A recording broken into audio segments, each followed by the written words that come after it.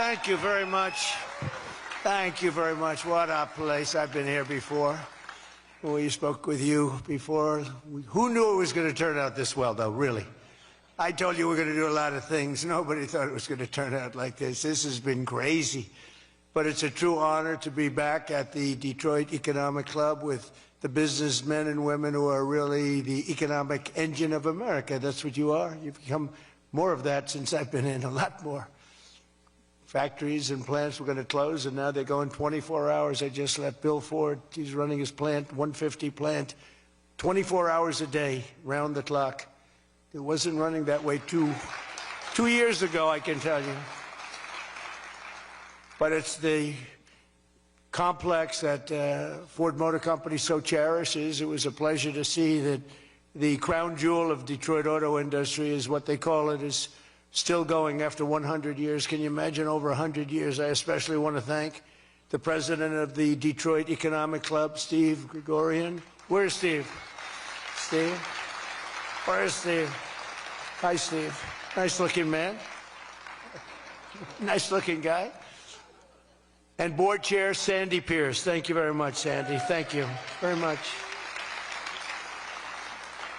And we have some very special people here. We have a man who's doing a fantastic job. I get angry at him every once in a while, but very, very seldom, because he's got what it takes. Treasury Secretary Scott Bessent. Scott? Hi, Scott. Hi, Scott. What a good guy. He's got a good pulse, doesn't he? Good pulse of what's going on. Thank you, Scott. He's been great. Michigan House Speaker Matt Hall. Matt. Hi, Matt. We did good in Michigan, Matt. We won the whole thing in Michigan, didn't we, huh? 3 times we won. You know that, right? They didn't give us credit the second time, but we won the second time. But we made the last one, Matt, too big to rig. Right? That's what you got. That's the only way you win races in many cases. I got to tell you, it's too bad. I think they should get voter ID. Wouldn't it be nice? The Democrats are totally against voter ID. Who's against voter ID? How can you even campaign? We are against voter ID. How do you not get voter ID? You know what it means, Matt, right? When you're against voter ID, you want to cheat. That's all. There's only one reason you want to cheat, and they do cheat. It's terrible. Michigan Senate Republican leader Eric Nesbitt. Thank you, Eric. Thank you. Look good, Eric. State Senator Jim Runstad. Jim, thank you. Thank you. Thank you, Jim. Former Congressman Mike Rogers, who's running for the Senate, and he'll be a great senator. And he's going to be a great senator. He was a great congressman, and then he left. He went on to very big things. He did well, no matter where he was. And I think they took that away from you last time, I'll be honest with you, Mike. I really do. I don't like to get things going. I don't like to be controversial at all. But they rigged the election on you. Mine was too big to rig. You won. I'm telling you, you won. But you're going to do great this time. He's a great guy, actually. He's going to be an amazing senator. Thank you. Thank you for being here, too, Mike. Special envoy to Iraq, Mark Savaya. Mark. Hi, Mark. Thank you. Great job you've done.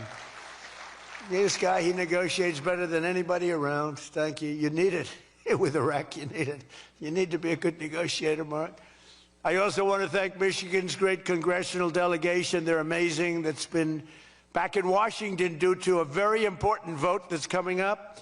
They had a choice. Sir, we want to be with you, but if we're not with you, we're going to lose. But we'll still be with you. I said, no, I'd rather have you win. Don't worry about it. So we're going to win the vote. Representatives Lisa McClain, Jack Bergman, John Molinar, Bill Heisinger, Tim Walberg, John James, and Tom Barrett. They're great people, every one of them. And as many of you remember, I came here at the height of the 2024 campaign to lay out my plan to bring jobs and factories and wealth racing back to the United States and coming back to the great state of Michigan. And just a few weeks later, the people of this state and the voters all across the country endorsed that vision in a landslide victory. We won everything. We won all 7 swing states. We won the Electoral College 312 to 226. We won the popular vote by millions and millions of... Oh, it's so nice to win the popular vote. I won the popular vote all 3 times, too, but we're not going to get into that. But the first time they said I didn't win the popular vote, but I won the Electoral College. So they always said, while he didn't win, this is the way I got introduced every time. While he didn't win the popular vote, he won the Electoral College, you know. So this is the way I was introduced for 4 years. And guess what? We said, I'm going back, and we're going to win and we won the popular vote by a lot, so they can't say that crap anymore. And the thing that was most impressive, we won 86% of all counties in America, 2,700 to 525. Think of that, 2,700 to 525. And that's why when you look at the maps on Republican, Democrat, with red being Republican, as most of you know by now, I think, every once in a while you see one where they have it reversed. I said, why would you do that? Well, we think it looks better. I said, look, red is Republican. Let's not try and change the voters' minds on things. Just do it that way. And the map was virtually all red. That was about the counties. That was the 2,700 to 505, 550, I think is the exact number. Most importantly, we won a historic mandate to make America great again, and that's what we're doing. We're making America great again like never before. And now, after less than 12 months in office, this is the easiest speech to make. I have great people, and all I'm doing is spewing off what the hell we've done. Even Venezuela wasn't too bad, was it, huh?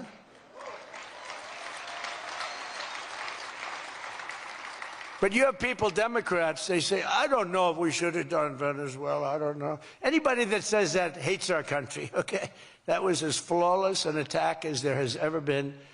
And they asked us to help them. They have 50 million barrels of oil. They said, take it. It's $5 billion. And we did. We're working with the Venezuelan people and representatives, and it's amazing. But that was an amazing situation. But we did al-Baghdadi, flawless. We did Soleimani, flawless.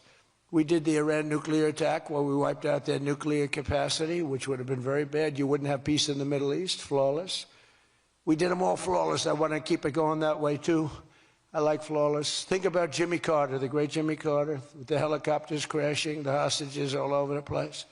Remember that one?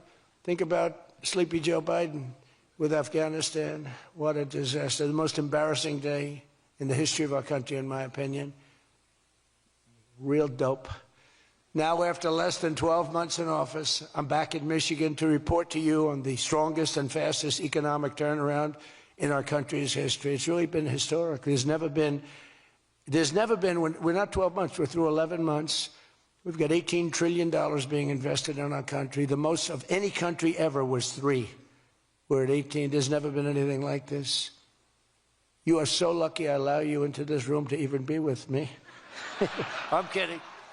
I'm kidding. The fake news will say Donald Trump thinks he's hot stuff. Right now I'm feeling pretty good, though, I will say. Oh, you're so lucky to be here. Under our administration, growth is exploding, productivity is soaring, investment is booming, incomes are rising, inflation is defeated, America is respected again like never before, and other than that, we're not doing that well. Now, think of all those things I just said. Every single, inflation down, growth at an all-time high, stock market every day, 48 days in a row, 48 days during the course of 11 months, we hit a new high on the stock market, all of them. 1 year ago, we were a dead country. Now we are the hottest country anywhere in the world. That was said to me by many leaders. By almost every metric, we have quickly gone from the worst numbers on record to the best and strongest numbers, the most dynamic numbers, and an economy that is far ahead of even my optimistic. I had a very optimistic schedule, I thought. I didn't think it was, but people said it was very optimistic. Turns out to be very pessimistic by compared to what we've done. But we'll go down as the greatest in history, greatest first year in history nobody's ever had, just based on the numbers, based only on the numbers, not based on me, based only on the numbers, because, you know, you get these guys like the governor of California likes to say how well he's doing. California's doing horrendously, but he says how well. We base it on numbers. There's never been numbers like this. through 4 long years before he took office, crooked Joe Biden and his allies in Congress inflicted the economic nightmare known as stagflation. How many times have you heard the word? We hit it with Joe. We hit everything. What a disaster. Meaning low growth and high inflation. How does that work? Not good. So you have lousy growth and high inflation. In fact, it's the lowest growth ever and the worst inflation in the history of our country. That is really tantamount to not having a good 4 years, right? In other words, Sleepy Joe and the people that ran the auto pen were a complete and total disaster for our nation. They were a disaster for our nation. Had they won the election less than 1 year ago, we would have been, as I've often said, Venezuela on steroids. Now I'm Venezuela's biggest fan. We're working with them, but they came down from a very high number to a disaster, a disaster. And we would have been Venezuela on steroids, and we're bringing Venezuela back, and we're going to be great for Venezuela, great for our country. We're taking in, as I said, millions and millions of barrels of oil, and now they're coming in initially on a daily basis, 50 million, and values of over $5 billion. That's in one day. Just think of it, the biggest ships in the world can take 1 million barrels. The biggest ships in the world take 1 million. We have 50 million barrels. We need 50 of the biggest ships in the world just to get it out. We're bringing it in to be refined. It's an incredible feeling. It's great. Winning is a good thing. We're going to work with Venezuela. We'll make that country very strong again. We'll get oil prices down even further. We have it down at about a 6-year low, 7-year low, but we're going to get it down further. Joe Biden gave us a colossal stagflation catastrophe, but my administration's rapidly and very decisively ended that. We have quickly achieved the exact opposite of stagflation, almost no inflation and super high growth. So we have the highest growth we've ever had. Think of that. The highest growth we've ever had, and we've only been there 11 months. Think of what we can do for the rest of it. But do we have wood around here? I want to knock on a little wood. They have one little, everything's plastic nowadays. It's very tough. Now we have the greatest growth, and we have, inflation way, way down. But we inherited terrible growth, and we inherited the worst inflation in the history of our country. The fake news would say 49 years. So when I say the history, they give me a lot of time, but I believe it's the history. But let's say 49 years. Would you say 49 years is okay, right? It's pretty bad. What do you think, Mr. Senator, Mr. Future Senator? I'd say 49. What sounds worse, 49 years or history? I think 49 years almost sounds worse. Maybe I'll just use it and I won't argue with these people. As of this morning, core inflation for the past 3 months has been just 1.6%. The numbers we just announced just before I came on stage. And GDP is smashing expectations with the fastest growth for this country in many years. The fourth quarter is projected at 5.4%, and that's despite the Democrat shutdown where we lost at least 1.5 points. The Democrat shutdown, we would have had close to 7. Think of that, close to 7. They were projecting to, the fakers were projecting to. And if we keep deregulating and adding more capacity, like I saw today at Ford, and if we don't raise interest rates every time good news is mentioned. In the old days, I'm probably old. I used to be up at these lecterns and I'd say, I'm younger than pretty much everybody in the room. Now I say I'm older than pretty much everybody in the room. I like it the other way better, actually. But you're too young. But in the old days, when you had good numbers, interest rates would go down. When you had good numbers, the market would go through the roof. That's the way we're going to make it again. That's the old-fashioned way. That's the right way. Today, if you announce great numbers, they raise interest rates to try and kill it. So you can never really have the kind of rally you should have. What happens and what we want, we're going to have a lot of great months, a lot of great quarters. I want the market to go up. You announce unbelievable numbers and the market goes down because they know you're going to do everything possible. In the Fed, we have a real stiff in the Fed, but that's for another day. But they raise rates. So everyone says, oh, they announced great numbers. It's great, great, great. And the market goes down because they immediately raise rates. No.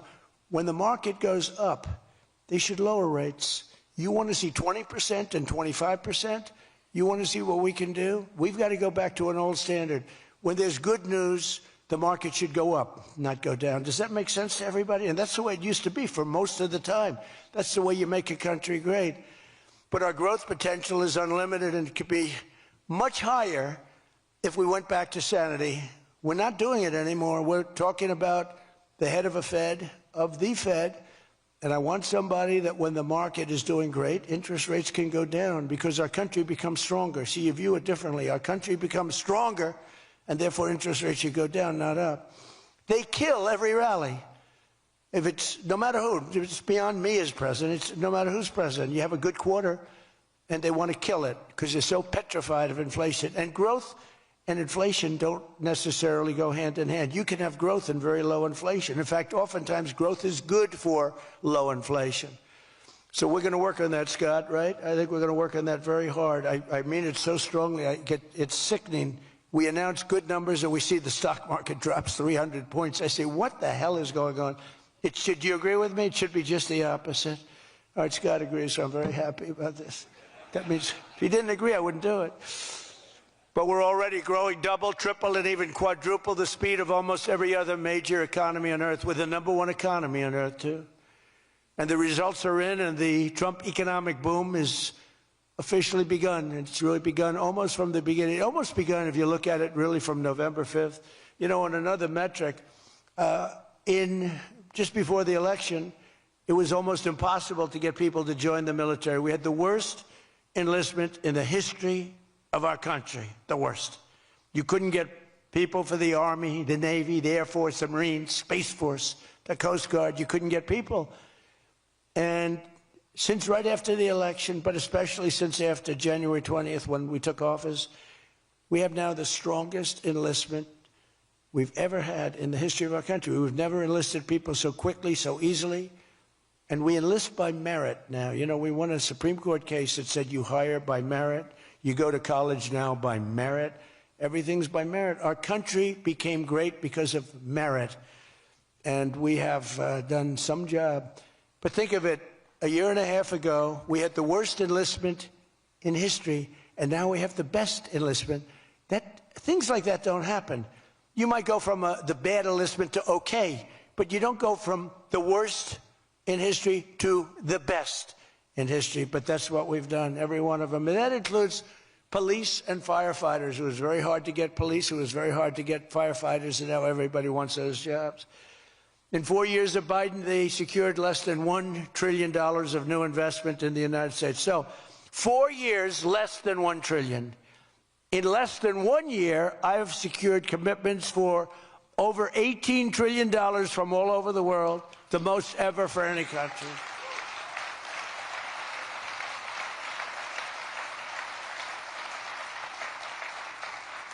Think of that, though. They did, and I'll tell you what, had she won, it would be a disaster because you would have having people leave. You would have not had $1 trillion. You would have had $5 trillion, $10 trillion leaving the country, and your welfare would have doubled. When you look at what's going on in Minnesota, is that a disgrace? Is that a disgrace? But we'll talk about that. Under Biden, we had the highest trade deficit ever recorded, losing more than $1 trillion every single year. How about that? It was killing Michigan, and everywhere else in our country was being absolutely destroyed. But in a matter of months, largely because of tariff income and the election result, we've slashed that gaping trade deficit by, in a short period of time, 62, it just came out, 62%. People are stunned. The fake news back there, look at those cameras rocking and rolling. No, the fake news back there is, they're very upset about it, actually, but they're stunned. They can't believe it. We cut our trade deficit in actually 10 months was when the number came out. We cut it by 62%. It's going to go better than that now. The stock market is now the highest in history since the election. We've set all of those records, and I think an all-time record that's so important to me because so many people have them is boosting 401ks and retirement accounts for millions and millions of Americans, people that are in the police departments, the fire departments, people that are construction workers. A policeman came up to me recently, a nice guy guarding me. He's a perfect guy to guard me. He was a massive guy, big, strong guy. He said, "Sir, you made me look so good in front of my wife. My wife thought I was a horrible investor because every time I invested, we lost money. And we have a 401k, and I'm up like 85%. She thinks I'm Warren Buffett. She thinks I'm brilliant. She's now calling me brilliant. It makes my life much easier. I love my wife much more now. She calls me brilliant every time. I said, don't worry, you're going to do even better for the next 3 years. But one of the biggest reasons for this unbelievable success has been our historic use of tariffs. There was the tariff that made America strong and powerful in past generations, and then we got off it and we went to the income tax system. Great going, fellas. You know, we were the strongest in 1887, relatively speaking. That was around the McKinley time, and Teddy Roosevelt and some others, but we were really strong. It was all tariffs. And I know what happened. Some of these countries got together and they say, hey, convince the United States that it's no good, the tariff system is unfair to us. And so some genius, I know who, I don't want to get into it, but some genius said, oh, let's go to an income tax system. So instead of foreign companies and countries paying everything, the people started paying. And then after that, you had a depression, but that was a long time. That was in like 1913, you had the tariff switched into income tax. And then in and they like to blame tariffs. You ever notice they blame tariffs? No, they brought tariffs back in 1932. They brought them back to try and save the sucker. But it was in 1929, because a lot of people, you know, the anti-tariff people. Now, an anti-tariff person is a pro-Chinese person, like Koch. This guy's fought me in every election I've ever been in, and I've kicked his ass. He inherited a lot of money, and I don't know the gentleman. But he fights me, and then he goes out and says, I made more money with Trump than I ever made in my life. And then he supports these other people that were total losers. Gives them a lot of money. But he made more money. Everybody makes money with me. I always made money for people. Now it's tariffs that are making money for Michigan, and the entire country is stronger and safer and richer than ever before outside of that period of time. Now, if they had what was called the Great Tariff Act of 1887 or something like that, and it was a great group of people like yourselves, they picked really smart people to sit on a committee. They had so much money they didn't know what to do with it. And they wanted to have the money given away. You know, we built the Panama Canal out of tariffs. We did a lot of things. Panama Canal was the single biggest investment, relatively speaking, that this country's ever made. Would be the equivalent of trillions of dollars today. And Jimmy Carter gave it away for $1. It was also the most profitable thing ever built. Thing. In other words, like buildings or casinos or anything, the most profitable thing ever built was the Panama Canal. And brilliantly, Jimmy Carter thought the country of Panama should have it, even though we lost 36,000 people to the mosquito. You know that, right? To the mosquito and a certain snake, which was not a very nice reptile. This was a brutal reptile. You got bit, it was over. It was just like, bye-bye, everybody. We lost 36,000 people. Malaria, the mosquito, and the snake. And he gave it away for $1.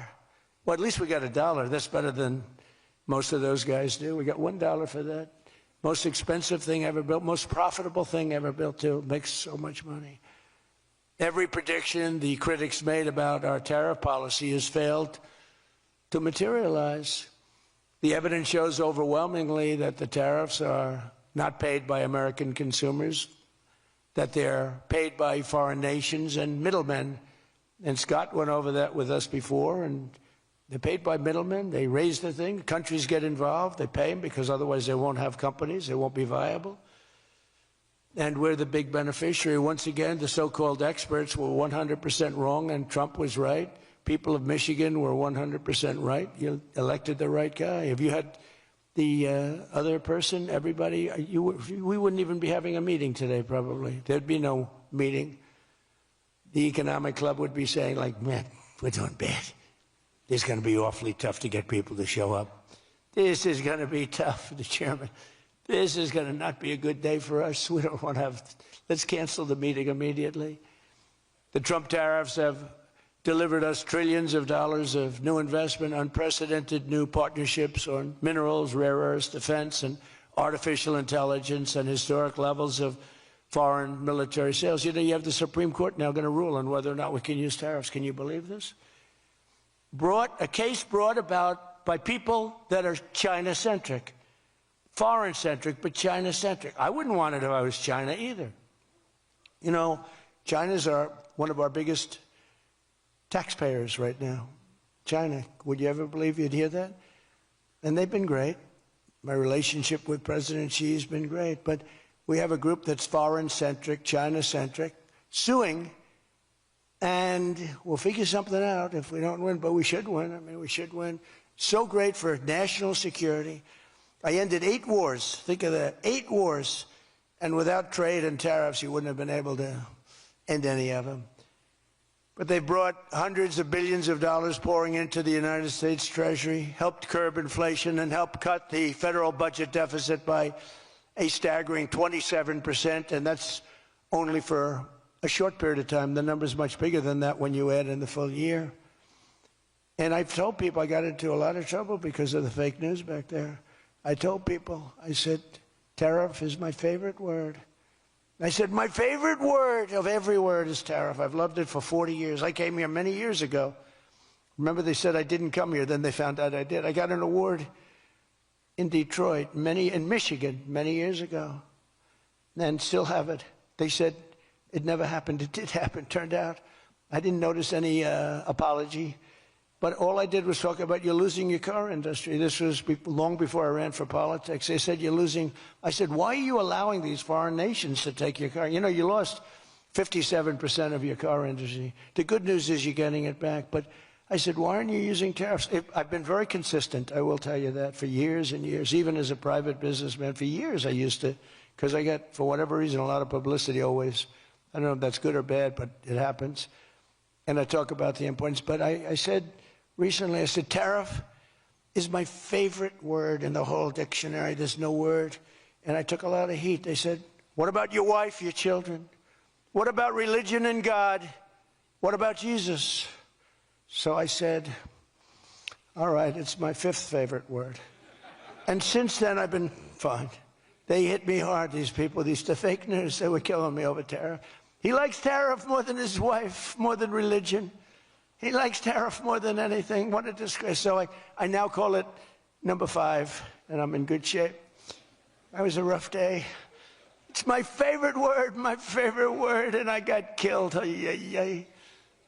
Every word, you know, when you go up here, you take a big chance, especially me, because I go off teleprompter about 80% of the time. But isn't it nice to have a president that can go off teleprompter? When you think?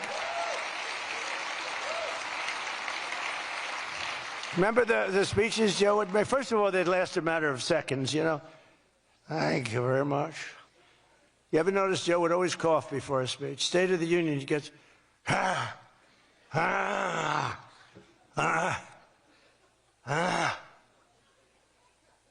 ladies and gentlemen.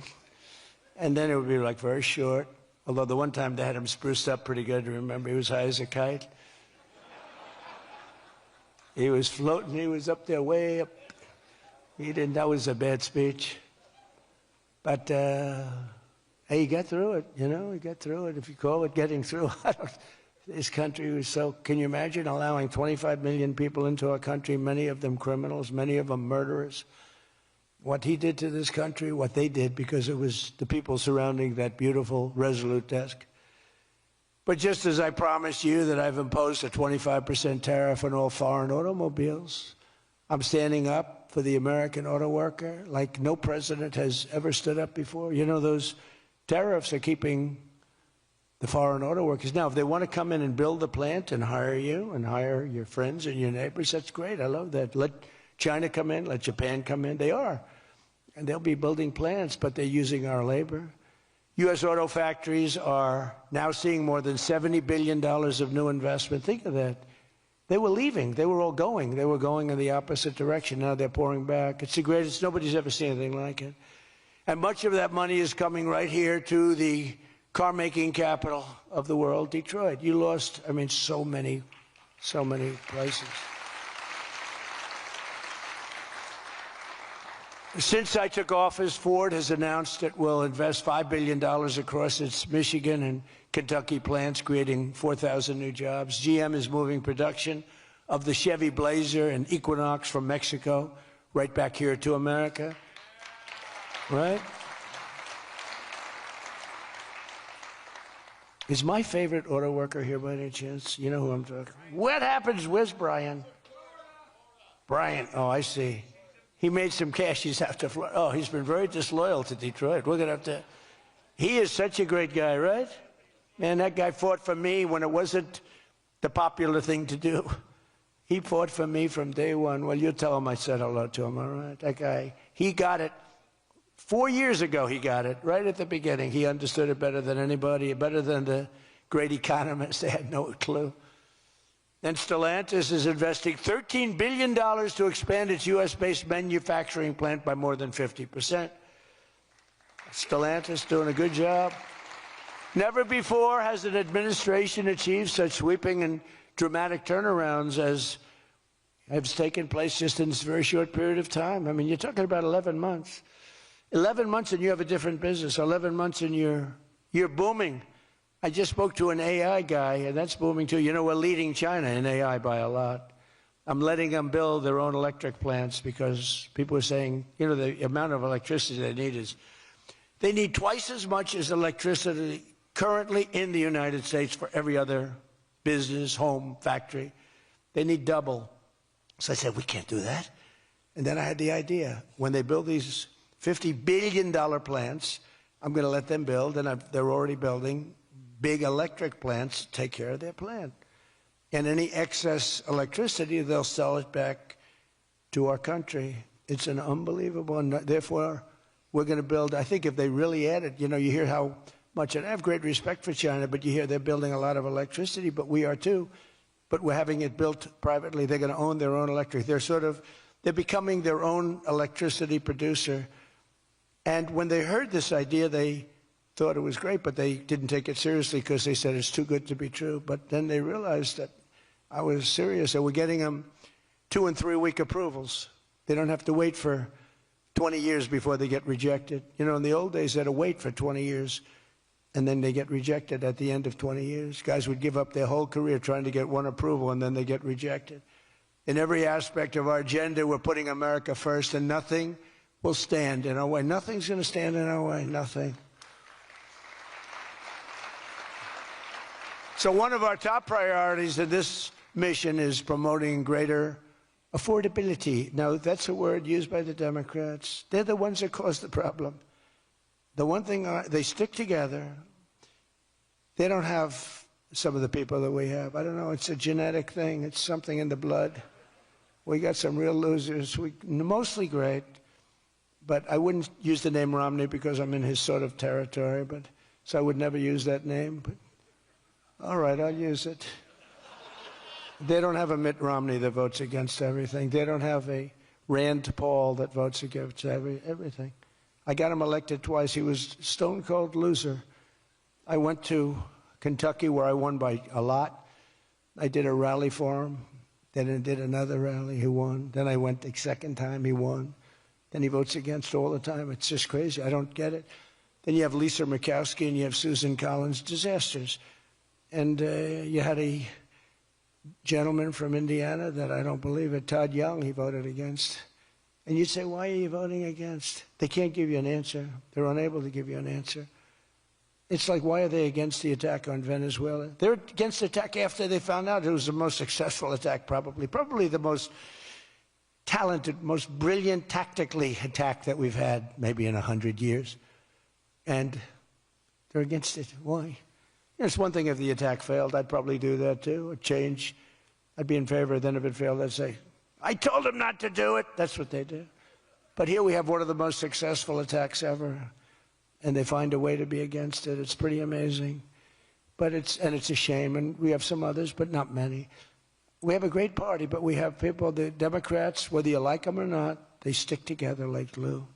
They have horrible policy. Thank God they have horrible policy, because they're smart, they're evil, they're vicious, but they have bad policy. For instance, you could be a genius and try selling men playing in women's sport. You could be a genius, try selling transgender for everybody, open borders, let the world come in, let the world's prison population come into the United States, including all of the murders, 11,888. That's what we're trying to get out of Chicago and Minnesota and these places. So they stick together, which I admire because I'm a very loyal person, but they have horrible policy. Can you imagine if they had good policy? They were on this morning talking all the reasons that men should be playing in women's sports. They had a football guy there, flag football. This guy was like 6'6". He weighed 290 pounds with zero body fat. And they had a few young women. They were the size of his leg. He wouldn't have had to run. He could have just walked. They couldn't have done a thing about it. 10 of them would have to jump on him that wouldn't have had any impact. I don't think he would have been like a fly. It's so ridiculous. It's so demeaning to women. It's so demeaning. Look at the weightlifting records. I mean, the record got beaten by 112 pounds, a record that stood for 18 years. 1 ounce they'd put on stood for 18 years. Guy comes along who was a poor lifter as a man. He was at the lower portion of the class. Comes along and broke the record by 112 pounds. Think of that. They've fought for years to beat that record. How about the swimming records? I mean, you can go to sleep during the time the man comes in and the woman. You can go take a nap for a little while. How about the long-distance race that took place not so long ago? Long distance, these marathon deals. They had top men, top women. The man came in. The woman came in 5 hours and 14 minutes and 36 seconds behind the man. Think of it. You're waiting. The man comes in. Now you're waiting 5 hours. What do you do if you're the parents? You go home and sleep for a while. Who the hell wants that? It's so demeaning to women and who are great athletes. It's so demeaning to them, and it's right now in the Supreme Court. I can't believe it would even go to the Supreme Court. I mean, could you imagine 20 years ago talking about men playing in women's sports? They'd think you're crazy. Or transgender for everybody? If you said there will be no mutilation on children, that's one of my standard lines. We will not allow the mutilation of a child. Can you imagine having to say that 15 years ago? People would say, is that guy crazy? Of course we won't. But we're living in a different time. It's a crazy time we're living in. After real wages plummeted by $3,000 under Sleepy Joe Biden, real wages are up by $1,300 in less than 1 year under President Trump. For construction workers, wages are up $1,800. Don't forget, they were down $3,000. Factory workers over $2,000, and for many other workers, over $5,000. And I just gave the military, because we're doing so well with taking in so much money with the tariffs, I just gave them $1,776. You saw that, right? Did you see that? They had 75, and I said, you know, if you had $1 more at $1,776, they said, that was a good idea. We could afford $1 more. We gave them $1,776. Meanwhile, grocery prices are starting to go rapidly down. Rent is down. Airfares are down. Hotel rates are down. Cell phone prices are down. And we're just getting started. But more importantly than going down, our growth is through the roof. It's way up. Among my first acts in office was to end the radical left war on oil and gas and stop the crusade to kill American energy, and frankly, to open up cars so that you don't have to have an electric car. I love electric cars. I think they're great. I like Elon a lot. I don't think he was too happy with my policy of opening it up, and I can understand that. But I've been saying it for 4 years. They wanted everybody to have an electric car in a very short period of time. There was no way to build the stations. There was no way to get it done. I want you to have gasoline-powered cars. I want you to have electric. I want you to have hybrids. I want you to have everything. Hydrogen, I don't know about. I'm hearing it's not testing so well. It's fine, except when there's an explosion, you're a goner. Now, have you heard that with hydrogen? I have one guy who's trying to sell hydrogen, and I say, yeah, but, sir, that only happens 1 in 100. Oh, great. When it happens, they find the body like 300 yards down the road. So I said, I'll pass on hydrogen. Maybe there's something I don't know about, but is anybody in the hydrogen car business? Gasoline is now under $2.50 a gallon in 17 states and under $2 in many places. We have some states it's $1.95, $1.99, $1.97. As we speak, these are gas stations, and think of that. We have gas stations in the Detroit area where you can fill up for less than $2.30 a gallon, whereas 2 years ago it was $4.50, and in many places it was way over $5. Think of that, $2.30. You see it. That's like a massive tax cut, which we gave you under the great big beautiful bill, by the way. No tax on tips, no tax on Social Security, no tax on overtime. And with our extremely successful operation in Venezuela earlier this month, that number soon is going to go lower because we're going to have a lot more energy. We're going to have a lot more, as opposed to a country that's going to be totally shut down. No fuel, no gasoline. And it's, you know, they say it's got more than Saudi Arabia. Who knows? It's got a lot. And by the way, to all Iranian patriots, keep protesting, take over your institutions if possible, and save the name of the killers and the abusers that are abusing you. You're being very badly abused. If the numbers are right now, I hear 5 different sets of numbers. I hear numbers, look, 1 death is too much.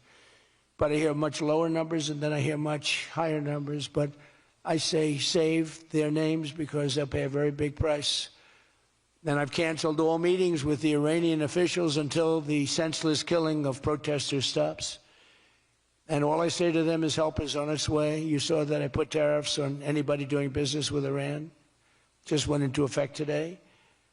And I say make Iran great again. You know, it was a great country until these monsters came in and took it over. And it's all very fragile. It would have happened to us, I'm telling you. If I didn't win this election, it would have happened to us. In the coming weeks, I will be laying out even more plans to help bring back affordability. And again, remember, that's a fake word by Democrats. Prices were too high. They caused the high price.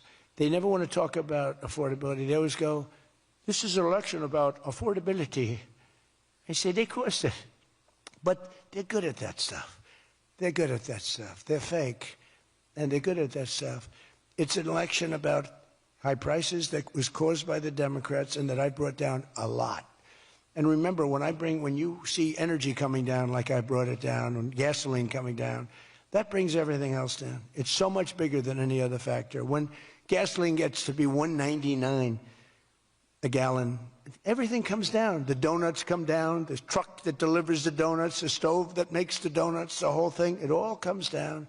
And it's coming down much faster than anybody can even believe. And remember, though, I always say, because, you know, normally when that goes down, the world comes down. That's the bad way of bringing it down. Our growth is through the roof.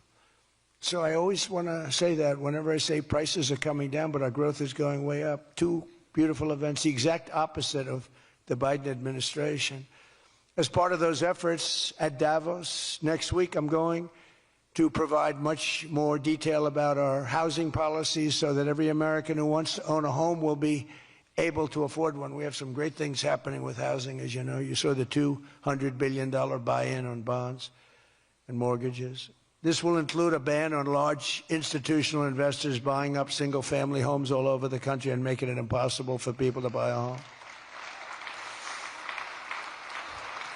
And I've also announced that the U.S. government is purchasing $200 billion of mortgage bonds to bring down mortgage rates, and it's had a huge impact. It's already started. And just last week, the average 30-year mortgage dropped below 6% for the first time in many years. It's coming down very rapidly, and that's not with the help of the Fed. If I had the help of the Fed, it would be easier. But that jerk will be gone soon. In addition, I proudly called for the credit card companies to cap interest rates at 10% for 1 year, because they're getting 28% and 30% and 32%. And it's unfair. The rates are way too high. To provide further relief to hardworking Americans, we'll also be confronting one of the biggest factors in driving up prices, the monstrosity known as the Unaffordable Care Act.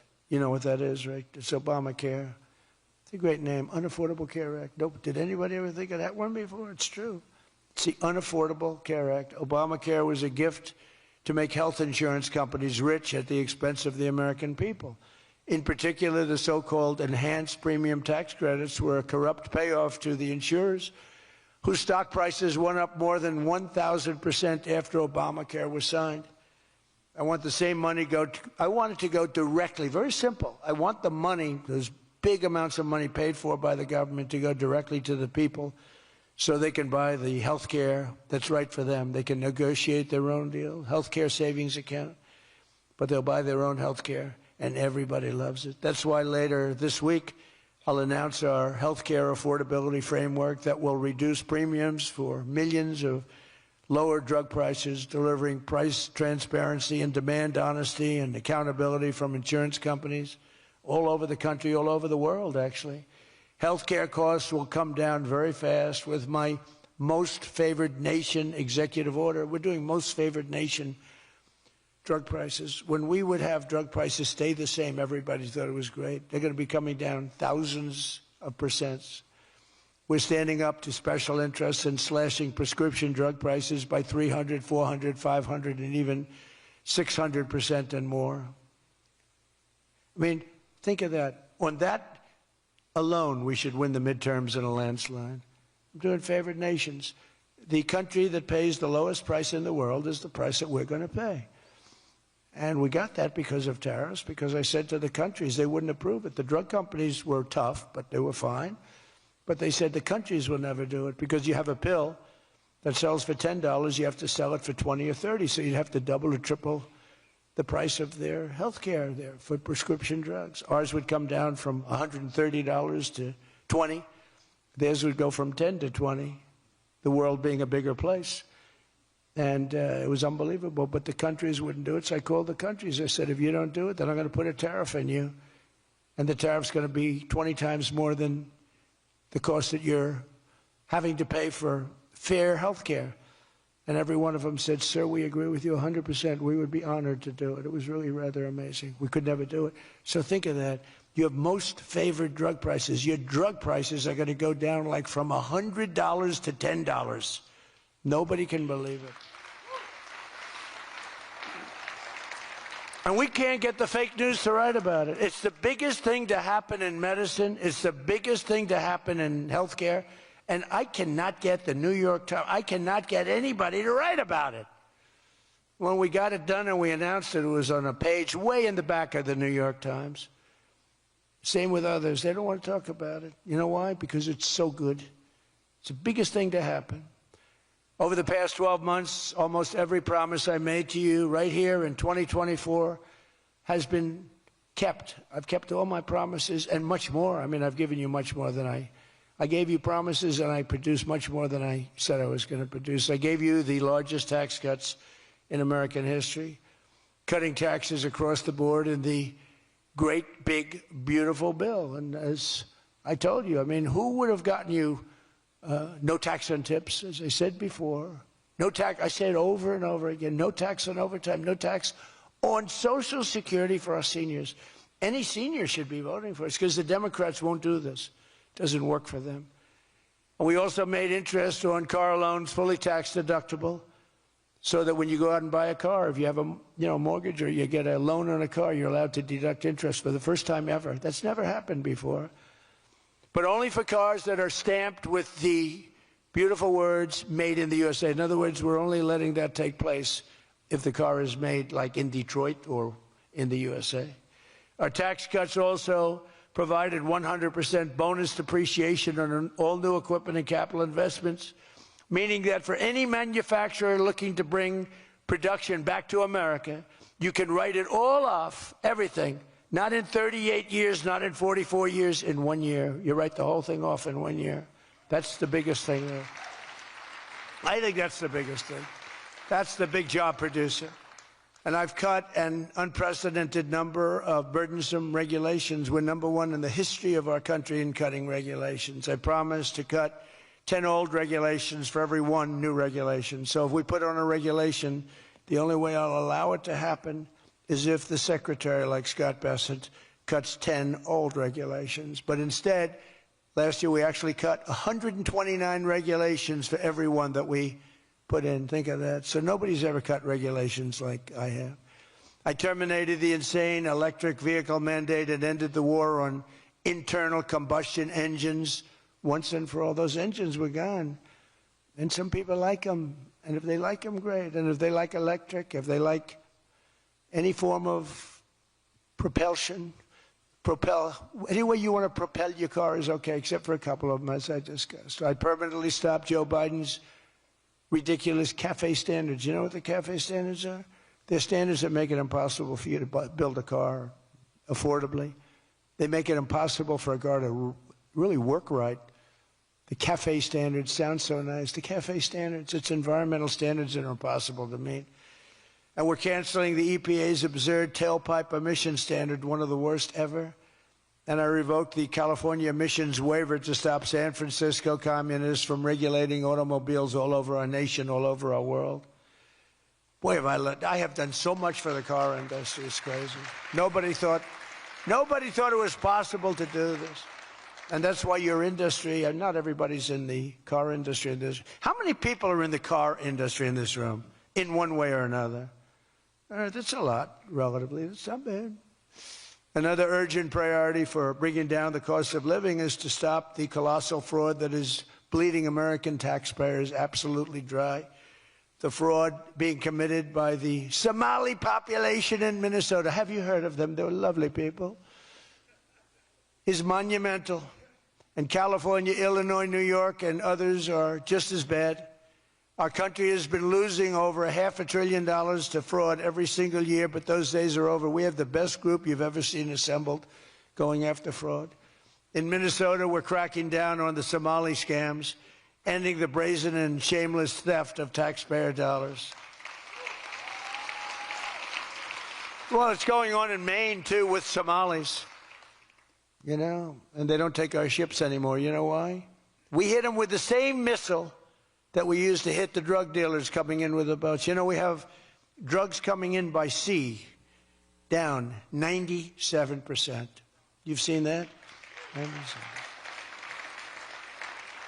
And we're trying we're really trying hard to find out who the hell is the other 3%. But we have them down 97%. And we're going to start hitting them by land, too. The hard part is done. By sea, nobody's coming. It hasn't been great for the fishing industry, however. Those that have a fishing boat, they're having a hard time getting customers. But you can't have everything. Nobody wants to go on boats. Nobody wants to go like 25 miles an hour. When you see a boat with 5 engines on the back of it going 65 miles an hour, and it's loaded up with hundreds of bags that you see cellophane with white, typically, it's not fishing. How about the couple of submarines we took down? We took out 2 submarines, and the Democrats say they were fishing. No, they were submarines. They were actually, they build a very fast, it's a drug-carrying submarine. They have a lot of money. And we took them out, and the Democrats claimed that they were fishing. We shouldn't ruin people's beautiful fishing journey. It's unbelievable what we have to go through. It's really a shame, actually. We've frozen all children's payments to those states that we're talking about, and we will now require proof of attendance in order to receive federal funding for child care or any of that. How about all these child care places in Minnesota where there is no children? They go there, they get paid millions and millions of dollars. The biggest operation in all of Minnesota had no children. And we pay millions of dollars. They're scammers. They're scammers. They always will be. And we're getting them out, and we're not going to pay them. We're not going to pay Minnesota. Right, Scott? We're not paying Minnesota any more money for any of that crap. It's a big scam. It's a giant scam run by an incompetent, crooked governor. He's an incompetent, crooked guy. And also, we're freezing any and all welfare payments going to illegal immigrants that will start effective immediately. So when illegals come into California, Gavin Newsom, they come into California, and they send us bills for people coming in. We're not paying it. So we're working on that very strongly. Just don't pay it. As Nancy Reagan would say, just say no. You remember Nancy Reagan? Just say no to drugs.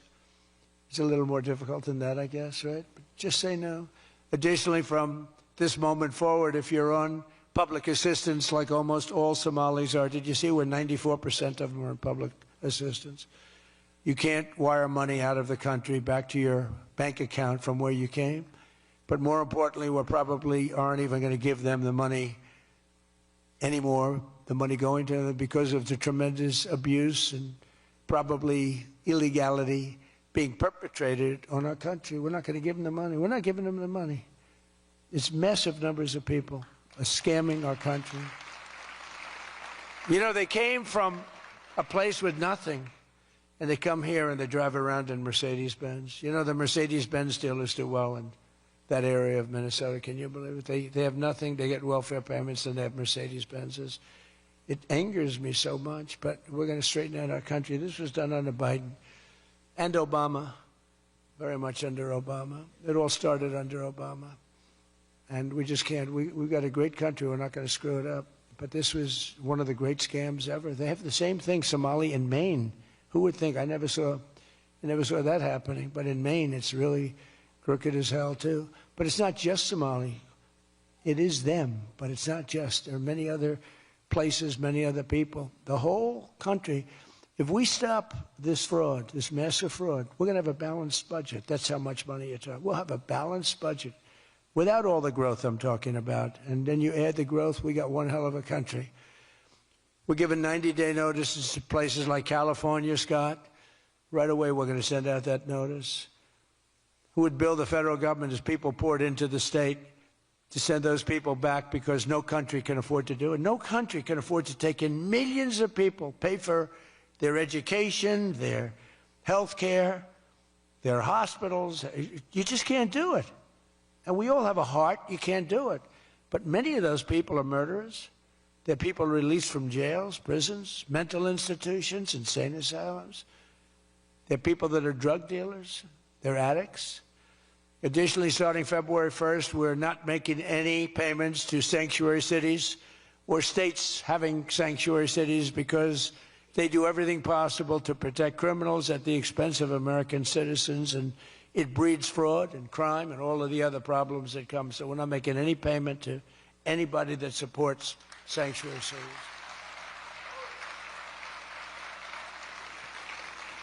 We have also suspended nearly 8,000 SBA loans, Small Business Association loans, to suspected scammers in Minnesota, of which there are many. It's a great state. It was a great state. Now it's getting destroyed by that stupid governor. What a stupid guy he is.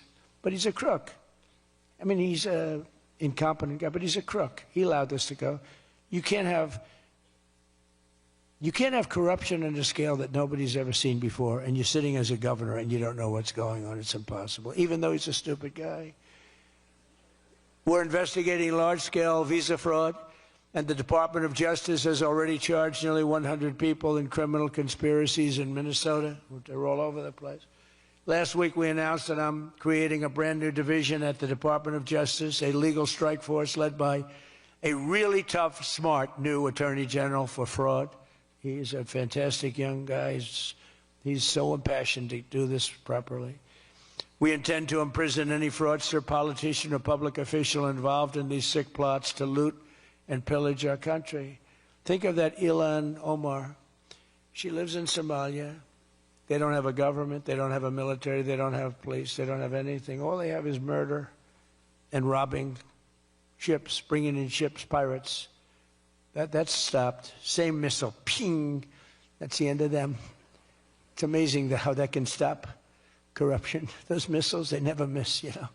The same one, exactly the same one. But think of it. She comes from a country with nothing, and she comes here and she tells us about our Constitution.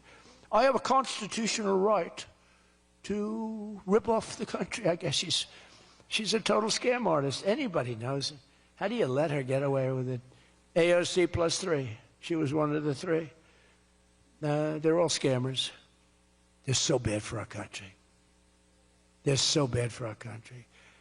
Our ICE operation in Minnesota, for example, is finding hundreds of killers, violent predators, and child rapists, some of the worst criminal offenders anywhere in the world, murderers all over the place. All we want to do is get them out. Did you see the pictures that we put up? Hundreds of them. Murderers wanted for murder, wanted for the worst drug selling. One of them is one of the biggest drug dealers in the world. And vicious, sells bad drugs too. Bad drugs, like if you take a tiny little morsel, your child is dead. And we're getting them. But it's hard to get them because they make it so impossible for you. And you wonder why. Why would they do that? You know, do they want to live with murderers? Do they want to live with these people that are emptied out from prisons? They have a lot of people. One of the reasons I was so angry with Venezuela, they emptied their prisons almost entirely into the United States of America. Tren de Aragua was the gang. one of the worst, probably the most violent gang there is anywhere in the world, they say. We're getting them out. We've got a lot of them out already, but we're getting them out. We're also going to revoke the citizenship of any naturalized immigrant from Somalia or anywhere else who is convicted of defrauding our citizens. We're going to get them the hell out of here fast. And if you come to America to rob Americans, we're throwing you in jail and we're sending you back to the place from where you came. We're throwing you right in jail. And they know it, too. And one of the reasons they're doing these fake riots, I mean, they're just terrible. I mean, you see it's so fake. Shame, shame, shame. You see the woman, that's all practice. They go practice. They go to areas, they take hotel rooms, and they all practice together. It's a whole scam. We're finding out who's funding all this stuff, too. We pretty much know. But in conclusion, as we liberate our country from this cultural scourge and the plague of corruption and fraud, we'll rediscover the natural energy and native spirit that truly makes America great again, like we're doing with Detroit and Michigan. If we get rid of fraud and do our job properly on the trillions that are being extorted out of our country from corrupt and incompetent governors like Gavin Newsom, J.B. Pritzker, and Tim Walz, we will very soon have a balanced budget, and that's the kind of money that we're talking about. We're talking about massive amounts of money. Our country wasn't built by people who tried to lie and cheat and scam their way to success. It was built by legends like Henry Ford, Henry Dow, Thomas Edison, the Kellogg brothers, Alfred P. Sloan, the founder of General Motors, men who lifted up American workers and strengthened our nation beyond even belief. And we're doing the same exact thing right now. I think we're doing it even better. This is the fierce spirit of patriotic free enterprise that we're now unleashing once again. We are unleashing it like maybe never before. Together we have turned the page forever on the failed left-wing model that makes our America poor, desolate, and makes people feel sorry for us. That's what we had. We had a country where our leader was laughed at and our country was scorned. We had a country that was laughed at. They laughed at us. 2 years ago, they laughed at us. They thought we were fools. They thought we were stupid people. Now we're seeing that they're not the smart ones. We are. But we have a great America, and we're going to enrich it. And foreign nations, foreign migrants, criminal fraudsters, and corrupt politicians are not going to play a role anymore. They're going to be in jail. Under the Trump administration, we're reclaiming America's dignity, rebuilding America's wealth, and we're putting the productive, hardworking American citizen at the center of every single thing that we do. They were the ones that built America, and they will build it up again, and that's what they're doing at levels nobody thought was possible. So today, after less than 1 year, our border is secure. Remember, they talked about the border, how bad? In 3 weeks, I didn't go to Congress. I said, secure our border. And they did. Remember Biden, he said, I have to get approval from Congress. Had nothing to do with Congress, had to do with respect. Our spirit is restored. Inflation is stopped. Wages are up. Prices are down. Our economy is booming like I think you'll see soon, like never before. Our military is strong and unprecedented. I rebuilt our military in my first term. Our workers are thriving, and our auto industry is returning to the country where we all began and where it all began, and frankly, a country that we love. The United States is winning again, and we're rapidly making America and the great state of Michigan greater and more prosperous than ever before. I want to again thank the Detroit Economic Club. You do a fantastic job, so respected. God bless you, and God bless America. Thank you very much, everybody. Thank you.